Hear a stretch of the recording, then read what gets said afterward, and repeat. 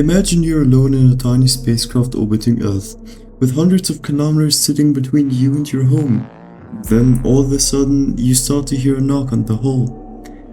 What could it possibly be? Your heart's racing as you nervously check the portal, but nothing. Nothing that could explain this rhythmic knocking sound. What might sound like a horror story is a real event that Yang Liwei, China's first astronaut, experienced on his first mission in space. He described it as if someone was knocking on an iron bucket with a wooden hammer. Eventually, engineers concluded that the sound was likely caused by the hull of the spacecraft expanding and contracting as the temperatures rapidly changed in the sunlight. However, in that moment, Yang Liwei didn't know that. And that's what makes the story so terrifying. It's not because of what is there, but what could be there, what might be there.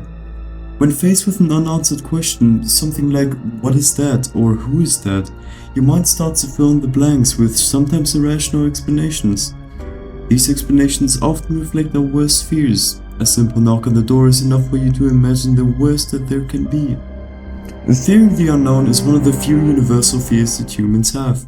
It sets us on high alert and helps us prepare for ambushes, sudden attacks, or even avoid diseases because these things seemed unfamiliar to us. But that fear isn't limited to the unsettling darkness. Imagine this: you've been feeling sick all night and you went to the doctor because of your symptoms. Not knowing the cause of what's making you so sick is already putting your brain on high alert. But the real fear comes when the doctor tells you they have concluded their diagnosis. Moments before finding out whether it's serious or not, your brain starts to freak out, already telling yourself that you have a deadly disease long before your doctor tells you the actual cause. This fear of the unknown is also heavily associated with other phobias such as thalassophobia. Now, in case you don't know what that is, it's the fear of not knowing what's in the ocean. But the fear doesn't really come from what is in the ocean or the ocean itself, it comes from what could be in the ocean. You're not scared of sharks themselves, you're scared that the shark will bite you. And because you don't know whether that shark will bite you or not, your mind prepares you to become defensive. Take the GanzFeld experiment for example. The procedure is relatively simple. You restrict your eyesight by, let's say, cutting ping pong balls in half, poking a small hole in them and using them as makeshift eyewear. You then shine a red light from, for example, your monitor and listen to static, that often being called white or pink noise. During these 30 minutes of sitting still in your room while performing the experiment, you start to hear and see things that aren't real, almost like hallucination.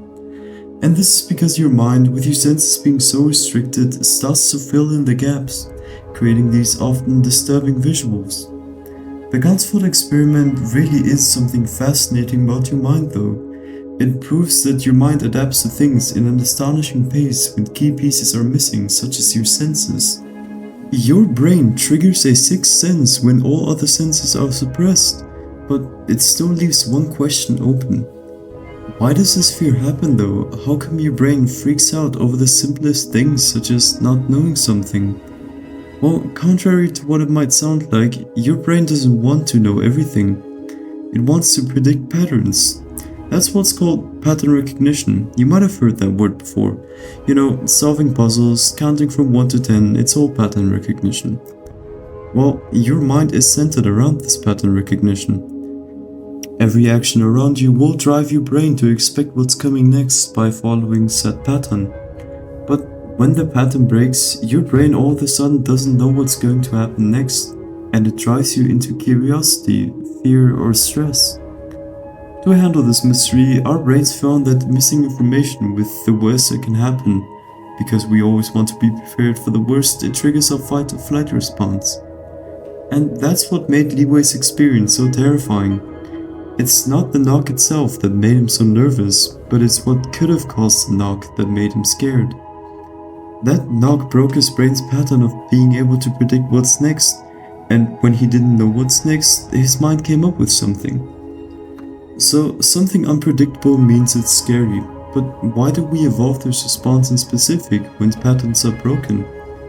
Imagine this: around 300,000 years ago or so, one of our ancestors laid down as it's getting dark outside. They sit down and start to drift off to sleep, That's when they hear the leaves in the bushes rustling. Their instincts tell them to get up and prepare for the worst, triggering their fight or flight response. Now, there are two outcomes on how this might end. Either A, there was a predator, and our human was already prepared for this ambush. This is good news because since they already had their weapon in their hands, they can fight back.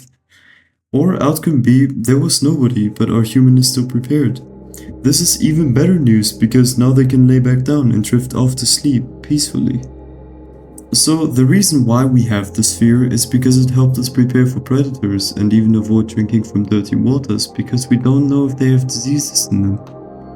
It's one of the many adaptations that every human has and that helped us climb to the top of the food chain. This instinct stood with us for millions of years and it's fascinating to still fear this fear even today. Every time you get a new diagnosis, every time you get your exams back, or every time you hear a simple knock on the door, that ancient instinct awakes, ready to prepare you for the worst. With that being said, I hope you guys learned something new from this. You won't see me every day, so subscribe to keep yourself informed on more like this. Thank you for watching, and have a good one.